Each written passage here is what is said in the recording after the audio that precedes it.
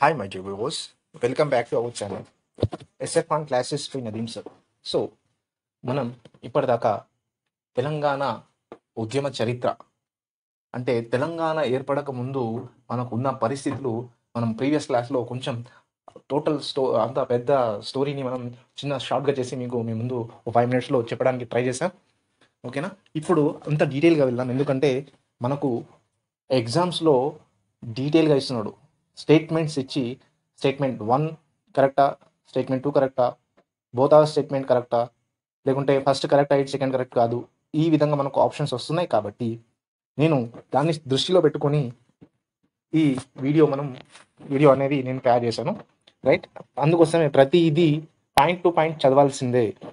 కాబట్టి ఈ వీడియో మనకు పాయింట్ టు పాయింట్ నేను అందిస్తున్నా. తెలంగాణ ఉద్యమం స్టార్ట్ కాకముందు ఇక్కడ మనకి ఇద్దరు ఆర్మీ జవాన్లు కనిపిస్తున్నారు. అందులో ఈ స్పెట్స్ పెట్టుకున్న ఆయన జయంత్ చౌదరి గారు, ఇండియన్ ప్రభుత్వం నుంచి జయంత్ చౌదరి గారు. ఇక్కడ క్యాప్ పెట్టుకున్న ఆయన, ఇన్స్పెక్టర్ క్యాప్ పెట్టుకున్న ఆయన ఏంటంటే ఆయన సర్ అహ్మద్ సయ్యద్ అహ్మద్ ఎల్ ఎడ్రూస్ గారు. ఓకేనా? రైట్. ఇప్పుడు మనం క్లాస్లోకి వెళ్తే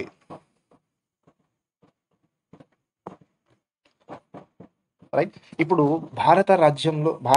హైదరాబాద్ రాజ్యం భారత యూనియన్లో విలీనం కావడం ఎలానో చూసుకుంటే మనకు ఆగస్టు 27, 1947 సంవత్సరంలో భారత ప్రభుత్వం హైదరాబాద్ విలీన దినంగా ప్రకటించింది.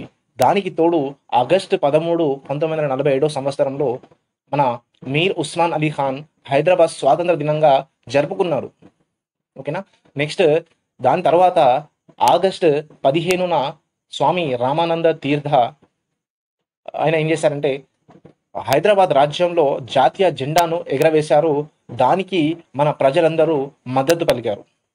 ఈ మద్దతు పలకడం రజాకార్లకి, నిజాం నవాబుకి నచ్చక వాళ్ళు పోలీస్ బల ప్రయోగం చేసి ఉద్యమాన్ని అణచివేయడానికి ప్రయత్నం చేశారు. ఆ ఉద్యమం అప్పుడు భారత విలీన ఉద్యమం కాస్త ప్రజా ఉద్యమంగా అవతరించి మనకు భారత విలీనం చేయాలని పట్టుబట్టారు మన హైదరాబాద్ ప్రజలు.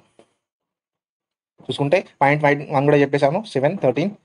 పాయింట్ 2 ఏంటంటే 15 ఆగస్ట్ 15, 1947. నెక్స్ట్ ఇది నచ్చక ఇంకోటి ఏంటంటే అణచివేసి నాయకుల్ని జైల్లో పెట్టారు.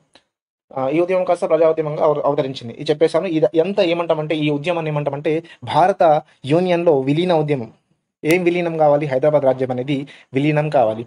దీని తర్వాత మనకు జరిగింది ఏంటంటే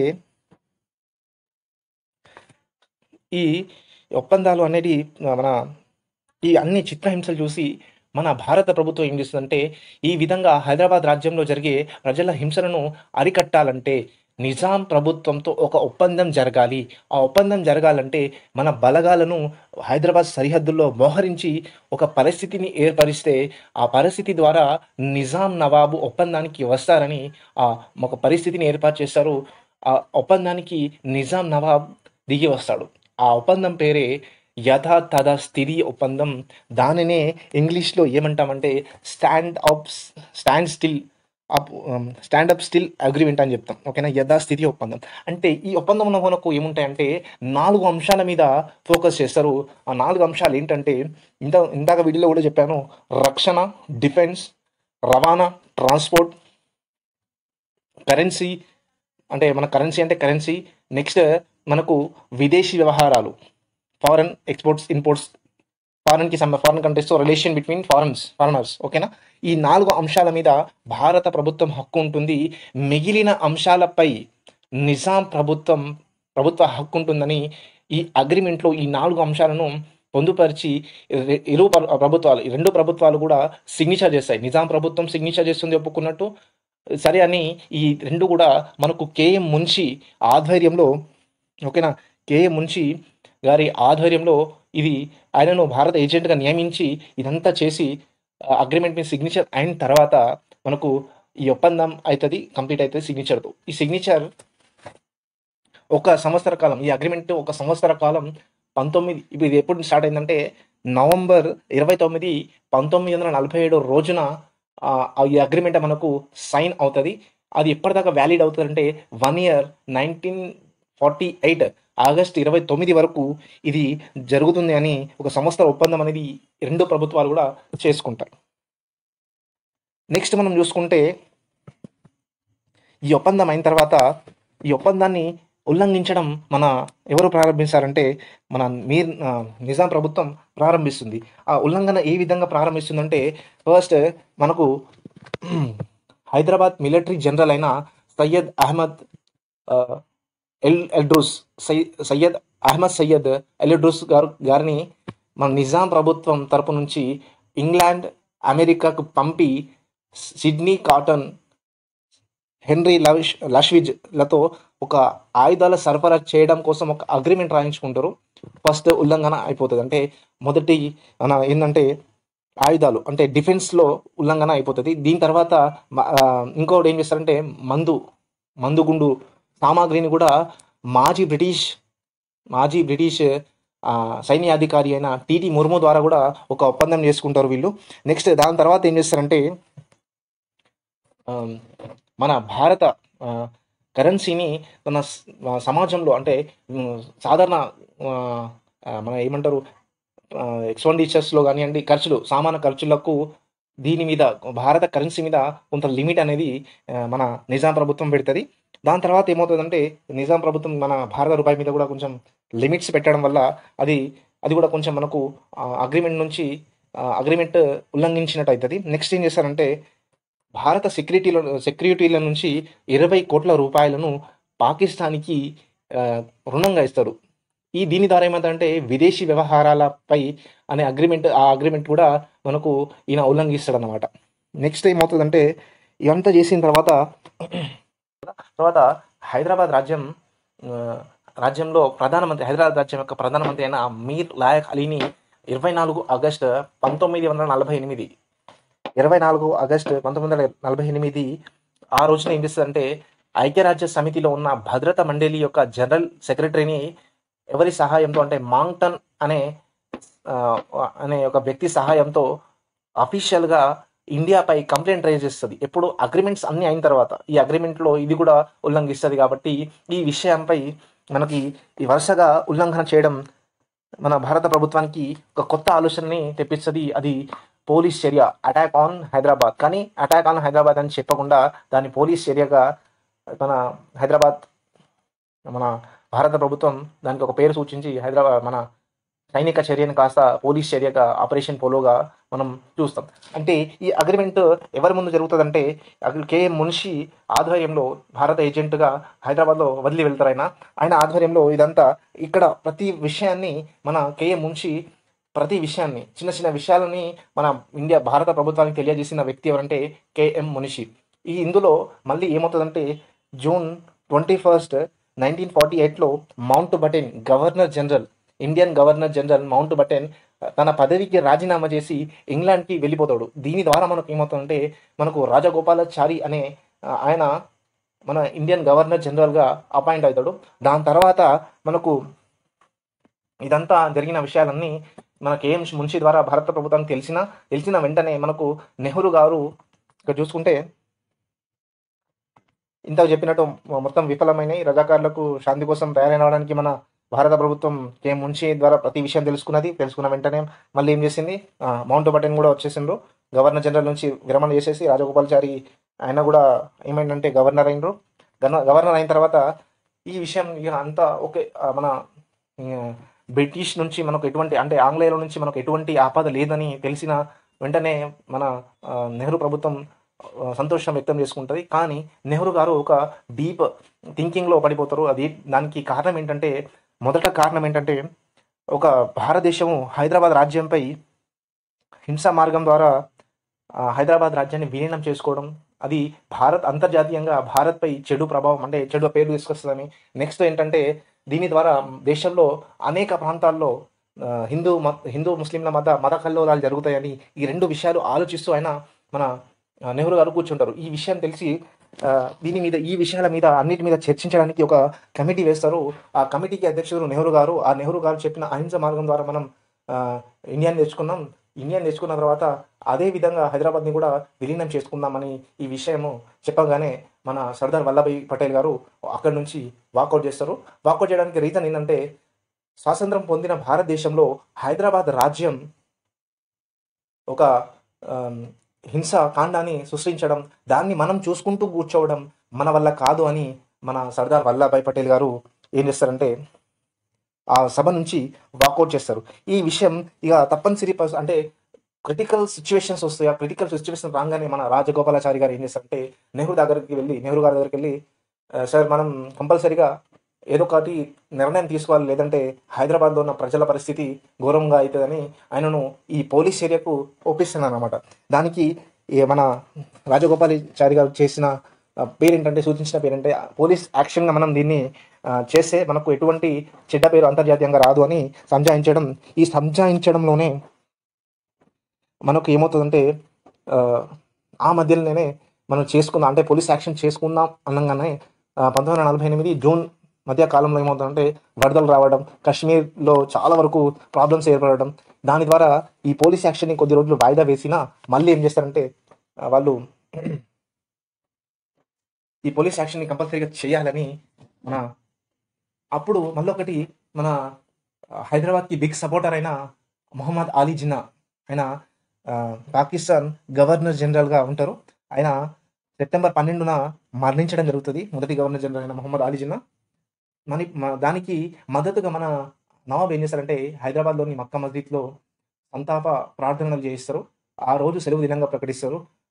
ఇదంతా చేయడం జరిగిన తర్వాత అప్పటికి ఈ విషయాలన్నీ అంటే అప్పటికి మన నిజాం 20 కోట్ల రూపాయలు ఇచ్చాడు కాబట్టి ఇక మన పాకిస్తాన్ నుంచి ఎటువంటి సహాయము అందదనే విషయం మన ఎవరు నవాబ్ గారికి అర్థమవుతుంది. నిజాం గారికి ఏమవుతుంది అంటే ఇక పాకిస్తాన్ నుంచి ఎటువంటి సహాయం అందదు. ఈ విషయం తెలుసుకున్న వెంటనే మన ఆల్రెడీ ఈ రాజగోపాలాచారి నెహ్రూ గారిని ఒప్పించడం, ఈ విషయం కూడా మన ఎవరికి అంటే సర్దార్ వల్లభాయ్కి తెలవడం. దీని ద్వారా సర్దార్ వల్లభాయ్ పటేల్ ఏం చేస్తారంటే దీన్ని అవకాశంగా తీసుకొని సెప్టెంబర్ 13 నుంచి సోమవారం నుంచి ఆయన షురు అవుతారు. షురు అయిన వెంటనే ఫస్ట్ చేసేది ఏంటంటే చూడండి, సోమవారం నుంచి మొదలవుతారు. ఇక హైదరాబాద్ రాజ్యంపై సైనిక చర్యలు ఇక స్టార్ట్ అవుతాయి అన్నమాట. ఇక ఫస్ట్ స్టార్టింగ్ నుంచి మనం చూసుకుంటే దీన్ని ఎవరికి మైండ్లో అంటే ఇక్కడ చూడండి, సైనిక శాఖ మాత్యులైన బల్దేవ్ సింగ్ ప్రమేయం లేకుండానే పోలీస్ చర్యకు ఆజ్ఞాపించేది ఎవరంటే సర్దార్ వల్లభాయ్ పటేల్. ఓకే, దాన్ని మిలిటరీ భాషలో ఏమంటామంటే ఆపరేషన్ పోలో అంటాం. పోలీస్ యాక్షన్ అని సూచించింది ఎవరు అంటే రాజగోపాలాచారి గారు. నెక్స్ట్ పోలీస్ యాక్షన్ మిలిటరీ భాషలో ఏమంటామంటే ఆపరేషన్ పోలో. ఓకేనా, ఆపరేషన్ పోలో ఏం చేస్తారంటే మళ్ళీ ఇక్కడ ఇది ఆపరేషన్ పోలో నిర్వహించడానికి కారణం ఏందని పాకిస్తాన్ హై కమిషనర్కు ఇంగ్లాండ్ ప్రభుత్వం, అమెరికా ప్రభుత్వానికి వీళ్ళు సపోర్ట్ అడిగారు కదా. అప్పుడు మన ఇంగ్లాండ్కి అమెరికాకి వెళ్ళి సపోర్ట్ అడిగారు కదా. ఎక్కడెక్కడైతే వీళ్ళు సపోర్ట్ అడిగారో ఈ సపోర్ట్ వీళ్ళు ఎందుకు ఈ యాక్షన్ చేయడానికి ఆపరేషన్ పోలో చేయడానికి రీజన్ ఏందనేది, ఆ రీజన్ని వీళ్ళు మన సర్దార్ వల్లభాయ్ పటేల్ నెహ్రూ గారు టెలిగ్రామ్ ద్వారా పాకిస్తాన్ హై కమిషన్కు మరియు అమెరికా ప్రభుత్వానికి స్పష్టంగా తెలియజేశారు. ఎందుకంటే ప్రజలు హింసించబడుతున్నారు, ఇది స్వాతంత్ర దేశం కాబట్టి మేము దీని మీద దండయాత్ర చేయట్లేదు, ఓన్లీ సైనిక మన ఆపరేషన్ అంటే పోలీస్ చర్య మాత్రమే జరుగుతుంది, ఏం లేదు, ప్రజలను కాపాడడానికి చేసే ప్రయత్నం అని వీళ్ళు నన్ను స్పష్టంగా తెలియజేస్తారు అన్నమాట. దీని తర్వాత ఇక్కడ స్వాతంత్ర రాజ్యంపై ఇంకొక స్వాతంత్ర రాజ్యం దండెత్తడం మన దేనికి విరుద్ధం అని చెప్పాం, ఐక్యరాజ్య సమితిలో ఉన్న ప్రాథమిక సూత్రాలకు విరుద్ధం అని చెప్పాం. దాన్ని రుజువు చేయకుండా అంటే రుజువు లేకుండా చేసే విధంగా మన భారత ప్రభుత్వం ఏం చేసిందంటే అటు రక్షణ శాఖ నుండి కాకుండా ఇటు మన హోంశాఖ నుండి కాకుండా ఈ మన ఖజానాని విద్యాశాఖలో జమ చేయడం మొదలుపెట్టింది. దేనికోసం? ఆపరేషన్ పోలో కోసం. ఓకేనా, రైట్. దీని తర్వాత ఏం చేస్తారంటే ఈ మొత్తం దీన్ని కంప్లీట్గా ఒక కమాండర్ జేఓసి లెఫ్టినెంట్ జనరల్ ఎవరంటే మహారాజ్ సింగ్ నేతృత్వంలో ఇదంతా నడుస్తూ ఉంటుంది. సెప్టెంబర్ 1948లో షోలాపూర్ నుంచి మేజర్ జేఎన్ చౌదరి, విజయవాడ నుంచి మేజర్ జనరల్ రుద్ర చేసిన దాడులు ఇక్కడ ఇంపార్టెంట్ మనకు. ఎందుకంటే ఈ సైన్యం, భారత సైన్యం చౌదరి నాయకత్వంలో షోలాపూర్, నల్గూరు, తమల్వాడి, తుల్జాపూర్ను ఆక్రమిస్తాయి. మరొక పక్క ఏమవుతుందంటే లమ్హీ ప్రాంతం నుంచి కొన్ని బలగాలు ఏం చేస్తారంటే, కొన్ని సైనికులు ఏం చేస్తారంటే ఉస్మానాబాద్ వైపుకు వస్తారు. అదే క్రమంలో తుల్జాపూర్ మొత్తం చూసి లొంగిపోతుందన్నమాట. మళ్ళీ నిజాం సైనికులు తమ పోస్టులో ఉండి పారిపోవడం, అక్కడ ఉన్న సెంట్రింగ్ జైలు పైన మన భారత సైనికులు దాడి చేయడం వల్ల అక్కడున్న కావాలి బలగాలు పారిపోవడం, ఖైదీలు బయటికి రావడం. అదే రోజు మళ్ళీ రుద్ర నాయకత్వంలో జరుగుతున్న మునగల రహదారిలో ఆ, ఆ, బోనకల్లును స్వాధీనం చేసుకోవడం. ఇదంతా మనకు ఒకే రోజులో జరుగుతుంది. దాని తర్వాత అదే రోజు అహ్మద్ నగర్ ప్రాంతం నుంచి హైదరాబాద్ రాజ్య సరిహద్దులు దాటి భారత సేన సబ్సిడీ సేన అనేది చొచ్చుకొని వస్తుంది. తర్వాత మనకు 1948 సెప్టెంబర్ 14 13 రోజున ఇదంతా ఉదాంతం జరుగుతుంది. మన ఇక్కడ నుంచి షోలాపూర్ నుంచి జనరల్ చౌదరి గారు, మన విజయవాడ నుంచి జనరల్ రుద్ర, వీళ్ళు చేసిన దాడులు ప్రధానం. ఎందుకంటే ఈ 4 ప్రాంతాలను వాళ్ళు ఆక్యుపై చేస్తారు: షోలాపూర్, నల్గూరు, తమ్మల్వాడి, తుల్జాపూర్ కొంచెం డిఫికల్ట్గా ఉన్న లమ్హీ ప్రాంతం నుంచి కొన్ని బలగాలు ఉస్మానాబాద్కి రావడం, అది చూసి తుల్జాపూర్ కూడా లొంగిపోతుంది. తుల్జాపూర్ లొంగిపోయిన తర్వాత అక్కడ ఉన్న జైల్ని ధ్వంసం చేస్తారు. దాంట్లో ఉన్న మన సెక్యూరిటీ అంతా పారిపోతుంది. నిజాం సెక్యూరిటీ పారిపోగానే ఖైదీలు మొత్తం బయటకు వచ్చేస్తారు. ఇక ఆ సందర్భంలోనే అహ్మద్ నగర్లో ప్రాంతం నుంచి హైదరాబాద్ రాజ్యం సరిహద్దులకు దాటి భారత సబ్సిడరీ సైన్యం కూడా మన హైదరాబాద్ వైపు చొచ్చుకొని వస్తుంది అన్నమాట.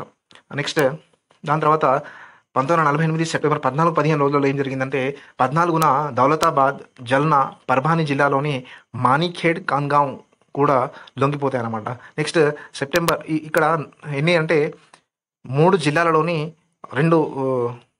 3 జిల్లాల్లో ఉన్న కొన్ని గ్రామాలు, మరి ఈ మణిఖేడ్ అండ్ కన్గాం ఇవి కూడా దాని మీద వీళ్ళు ఆక్రమిస్తారనమాట. మన భారత సైనికులు వచ్చి దొంగ తీసుకుంటారు అనమాట. ఓకేనా, రైట్. అయితే 1948 సెప్టెంబర్ 15న భారత సైన్యం ఇంకా పెరుగుతూ ఉండడం, మన నిజాం సైన్యం తగ్గట్టు ఉండడం, ఈ విషయాలన్నీ వినగానే మన మార్డూలోని నిజాం సేనలు లాథోర్, ఔరంగాబాద్, షోలాపూర్ వైపు పారిపోతాయి. కానీ మార్గ మధ్యలో మన భారత సైనికులకు చిక్కుబడి లొంగిపోతాయి. మరి దీంతోపాటు వరంగల్లో మహామేష కూర్చున్న నిజాం సైన్యాలు కూడా మేజర్ జనరల్కి లొంగిపోతారు. ఒక సూర్యాపేటలో మాత్రం కొంచెం గట్టిగా పోరాడతారన్నమాట నిజాం సైన్యాలు. కానీ అమాయకులైన ప్రజలపై కాల్పులు జరపడం ద్వారా భారత సైన్యం కూడా ప్రజల కోసమే వచ్చింది కాబట్టి ప్రజల మీద ఉట్టిగానే కాల్పులు జరపడం ద్వారా దాన్ని కూడా మన సూర్యాపేటని కూడా తొందరగా మన భారతదేశం ఆక్రమించుకుంటుంది. దానికి ప్రజలు కూడా మద్దతు పలుకుతారు. ఓకేనా. నెక్స్ట్ సెప్టెంబర్ 16కు వస్తే, సెప్టెంబర్ 16కి రోజు ఏమవుతుందంటే జహీరాబాద్, హింగోలి, రాయచూర్, పర్భాని, కొప్పల్, మునీరాబాద్ అన్ని పట్టణాలను మన భారత ప్రభుత్వ సైన్య ఆధీనంలోకి వచ్చేస్తాయి. దాని తర్వాత ఏమంటే రోజు రోజుకు ఈ నిజాం సైన్యం తగ్గడం, భారత సైన్యం పెరగడం, ఇదంతా ఇక మన ఎవరు హైదరాబాద్ నిజాంకి ఒక తలనొప్పిగా మారి ఈయన ఏం చేస్తారంటే కే మున్షి దగ్గరికి వెళ్ళి, ఏజెంట్ ఉన్నారు కదా, ఇండియన్ ఏజెంట్, ఆయన దగ్గరికి వెళ్ళి సరే మేము ఇక లొంగిపోతామనే వార్త చెప్పక ముందే మనకు ఏమవుతుందంటే ఆ సమయానికే జయన్ చౌదరి సైన్యం అనేది పటాన్ చెరువు దాకా చేరుకుంటుంది. ఓకేనా. దాని తర్వాత ఏమవుతుందంటే భారత సైన్యం ఎప్పటికప్పుడు అందిస్తున్న ఇక్కడ ఒక బిగ్ సపోర్టర్ అని చెప్పాను కదా సార్, మనెవరు సయ్యద్ అహ్మద్. ఓకేనా, సయ్యద్ అహ్మద్ ఎల్-ఎడ్రూస్. ఆయన భారత సైన్యానికి, ఇండియన్ ఆర్మీకి ఫుల్ సపోర్ట్ చేయడం, దానివల్ల తన కింద ఉన్న సైనిక అధికారులకు రహస్యంగా భారత సైన్యంపై దాడి చేయకు అని ఆదేశాలు పంపడం ద్వారా హైదరాబాద్ రాజ్యాన్ని మన భారత సైనికులు అనేది తొందరగా వశపరుచుకుంటారు, ఆధీనంలోకి తెచ్చుకుంటారు అన్నమాట. ఒకవేళ ఎడ్రూస్ సహాయపడకపోతే సెప్టెంబర్ 17న సాయంకాలం రోజు ఐక్యరాజ్య సమితిలో జమ్మూ కాశ్మీర్కి దొరికిన ప్రతిపత్తే మనకి హైదరాబాద్కి కూడా ఉండేది. దాని తర్వాత ఏం జరిగిన సంఘటన ఏంటంటే, ఈ ప్రధాని మీర్ లాయక్ అలీ ఏం చేస్తాడంటే నిజాం కార్యాలయంలో ఉన్నది, మళ్ళా ప్రధానమంత్రి కార్యాలయంలో ఉన్న అన్ని రహస్య పత్రాలు అన్నిటినీ ధ్వంసం చేసేసి పాకిస్తాన్లో ఉన్న తన ఏజెంట్లకు 2 ఉంటారు. పాకిస్తాన్లో ఒకరు ఉంటారు, మరియు లండన్లో ఒకరు ఉంటారు. అది ఒకరి పేరు ముస్తాక్, ఇంకోటి మీర్ నవాబ్ జంగ్. వీళ్ళిద్దరికి ఏం చేస్తారంటే, నేను ఇక కొన్ని డబ్బులు పంపిస్తున్నా వాళ్ళు తీసుకొని మళ్ళీ ఈయన పేరు మీద మీర్ లాయక్ అలీ పేరు మీద జమ చేయాలని ఒక కండిషన్ పెట్టి వాళ్ళకు టెలిగ్రామ్ ద్వారా పంపిస్తాడు సమాచారాన్ని. ఎందుకంటే ఇది మన ప్రపంచం అంటే భవిష్యత్తులో స్వతంత్ర పోరాటానికి ఉపయోగపడుతుంది. అంటే హైదరాబాద్ ఇండిపెండెంట్గా ఉండడానికి మన స్వతంత్ర పోరాటాలు ఇంకా చేయాల్సి వస్తుంది కాబట్టి ఈ అమౌంట్ని మళ్ళీ నా ఖాతాలోకి జమ చేయండి అని మన మీర్ లాయక్ అలీ చెప్పడం. దీనికి తోడు మళ్ళీ సెప్టెంబర్ 17, 1948 శుక్రవారం ప్రార్థన సమయంలో హిందువులను ఊచకోత కోయాలని అంటే హిందువుల మీద దాడి చేయాలని రజాకర్లను ఆదేశించడం. ఖాసిం రిజ్వీ వారికి ఆయుధాలు పంచనని మొహమ్మద్ హైదర్ బయటకు రావద్దని ఫోన్ చేసి చెప్పాడు. ఇక్కడ ఇంకో పర్సన్ ఎవరంటే మొహమ్మద్ హైదర్ అనే ఒక పర్సన్ ఉంటారు. ఆ పర్సన్ ఏం చేస్తారంటే సెప్టెంబర్ 17, 1948 మన ఖాసిం రిజ్వీ చెప్పి ఉంచుతాడు, ఆయుధాలు పంపు, ఈ శుక్రవారం రోజు మనం హిందువుల మీద దాడి చేసి వాళ్ళని హతమార్చుదామని ఆయన ప్లాన్ వేస్తాడు. కానీ ఈ ప్లాన్కి విరుద్ధంగా మొహమ్మద్ హైదర్ అనే వ్యక్తి ఏం చేస్తాడంటే ఫోన్ చేసి నువ్వు రాకు, ఈ అంతా గందరగోళంగా ఉన్నది, వస్తే మాత్రం హైదరాబాద్ సర్వనాశనం అవుతుందని హెచ్చరిస్తాడు. ఈ మాటలు వినకుండా ఆయన ఎవరు మన ఖాసిం రిజ్వీ పోరాడతా అని ఒక దాంతో ఉంటే ఆయన అప్పటి డీజీపీ అయిన హైదరాబాద్ డీజీపీ అయిన నవాబుద్దీన్ యర్జంగ్కు ఈ ఆయన నుంచి వచ్చే రిజ్వీ నుంచి వచ్చే ప్రమాదాన్ని ఆపాలని ఆయనకు సందేశాలను ఇచ్చి ఆయన ఇవ్వడం ద్వారా మనకు హైదరాబాద్ అనేది సక్సెస్ఫుల్గా మన ఇండియాలో కలిసిపోవడం జరుగుతుంది. దాని తర్వాత మన నిజాం కూడా లొంగిపోతారు. ఎందుకంటే ఇదంతా చూసి ఆయన కూడా అనిపిస్తుంది, సరే నేను ఆపేయడం మంచిదని సెప్టెంబర్ 17, 1948 లాయక్ అలీ మంత్రివర్గం రాజీనామా చేసిన తర్వాత ప్రభుత్వ పగ్గాలను నిజాంకి అప్పగించింది. ఓకేనా. అయితే ఏం చేస్తాడంటే లాయక్ అలీ ఇక పిఎంగా ఉన్నాడు కదా, ఆయన రాజీనామా చేసి మొత్తం గవర్నమెంట్ మొత్తం హ్యాండ్ ఓవర్ చేసి నిజాంకి ఇచ్చేశాడు. నిజాం అదే రోజు సాయంత్రం 7 గంటలకు ఏం చేస్తాడంటే దక్కన్ రేడియోలో, నా ప్రియమైన ప్రజలారా, నేను గవర్నర్ జనరల్ అయిన రాజగోపాలాచారికి ఆయన దాకా సందేశం వెళ్ళడానికి నేను నా ప్రభుత్వం రాజీనామా చేసింది. ఇది నేను ఇంతకుముందు తీసుకోవాల్సిన డెసిషన్ కానీ తీసుకోలేదు. ఇప్పటికే చాలా ఆలస్యమైంది. కానీ ఇటువంటి టైంలో నేను ఏం చేయలేకపోతున్నా అని తన సైన్యానికి ఈ సమాచారం రేడియో ద్వారా పంపించి యుద్ధాన్ని ఆపేయండి అని ఈ రేడియో ద్వారా ప్రసంగించి తన ప్రభుత్వాన్ని మన భారత ప్రభుత్వంలోకి విలీనం చేసుకుంటాడు. తర్వాత మనకి ఇక దీని తర్వాత 1948 సెప్టెంబర్ 18న తన సైన్యాన్ని మొత్తాన్ని తీసుకొచ్చిన ఎవరు మన సయ్యద్ ఇఎల్ ఎడ్రూస్ ఏం చేస్తారంటే సెప్టెంబర్ 18, 1948న నిజాం సైన్యం వచ్చేసి మేజర్ జనరల్ చౌదరి ముందు లొంగిపోవడం. మిలిటరీ నియమాల ప్రకారం హైదరాబాద్లో మొదట జయంత్ చౌదరి పాలన అధికారంలో ఉండడం. తర్వాత మనకి చౌదరి యొక్క సైన్యానికి మన నిజాం సైన్యం అధికారి అయిన సయ్యద్ అహ్మద్ ఇఎల్ ఎడ్రూస్ ఏం చేస్తారంటే లొంగిపోతాడు. లొంగిపోయిన తర్వాత నెక్స్ట్ మనకు 1948 సెప్టెంబర్ 22 రోజున అధికారికంగా ఫిర్యాదు చేసిన నిజాం తన ఫిర్యాదును బ్యాక్గా తీసుకున్నాడు ఐక్యరాజ్య సమితి భద్రతా మండలి నుంచి. తర్వాత మిలిటరీ రూల్స్ ప్రకారం ఎవరైతే ఫస్ట్ హైదరాబాద్ని ఆక్రమిస్తారో వారు అక్కడ పరిపాలించవచ్చని మిలిటరీ రూల్ ప్రకారం జయన్ చౌదరి యొక్క మిలిటరీ పాలన అనేది మనకు సెప్టెంబర్ 22 తర్వాత మనకు ఆయన అధికారం అనేది మనకు అధికారిక పాలన నడుస్తుంది. ఓకే, మిలిటరీ పాలన నడుస్తుంది. అయితే ఈ విషయాన్ని అనేక రాజ్యాలు అనేక రాష్ట్రాలు అనేక విధాలతో జరుపుకుంటారు. అయితే సెప్టెంబర్ 17న మరాఠీలు ఏం చేసుకుంటారంటే మరాఠవాడ సంఘం ముక్తి దివస్గా జరుపుకుంటే, కర్ణాటక విభజన దినంగా, తెలంగాణలో తెలంగాణ విమోచన దినోత్సవంగా అనేక ప్రాంతాల్లో అనేక ప్రభుత్వాలు తమ రాష్ట్రాల్లో జరుపుకుంటారు. దాంతోపాటు ఆ రోజు తిరంగా అంటే జాతీయ జెండాను ఎగరవేసి సంతోషంగా వ్యక్తం చేసుకుంటారు. అయితే ఈ సందర్భంగా భారతదేశం కడుపులో ఏర్పడ్డ పుండు హైదరాబాద్ రాజ్యం అని ఆ పుండు తొలగిపోయిందని సర్దార్ వల్లభాయ్ పటేల్ భావిస్తాడన్నమాట. దీని తర్వాత 1948 సెప్టెంబర్ 18న లాయహ్ అలీని గృహ నిర్బంధం చేస్తారు. హాసిం రెజీని తిరుమలగిరి సైనిక కర్మాగారంలో నిర్బంధించడం జరుగుతది. దీని తర్వాత లాస్ట్‌కొచ్చేసి ఈ చర్య పోలీస్ చర్యను పోలీస్ చర్య అనంతరం హైదరాబాద్ సంస్థానానికి సర్దార్ వల్లభాయ్ పటేల్ బేగంపేట్ ఎయిర్‌పోర్ట్ ద్వారా హైదరాబాద్‌కొస్తాడు. ఆయనని స్వాగతం పలకడానికి నిజాం మీర్ ఉస్మాన్ అలీ ఖాన్ స్వయంగా వెళ్ళి మన ఎవరిని ఆహ్వానిస్తాడంటే సర్దార్ వల్లభాయ్‌ని ఆయనను ఆహ్వానించడం, దాని తర్వాత మిలిటరీ పాలన స్టార్ట్ అవ్వడం మొదలవుతాయన్నమాట. ఓకేనా? రైట్. నచ్చితే లైక్ చేయండి, షేర్ చేయండి. అప్డేట్స్ కోసం మన ఛానల్‌ని సబ్స్క్రైబ్ చేసుకోండి. ఓకేనా? Thank you for watching this.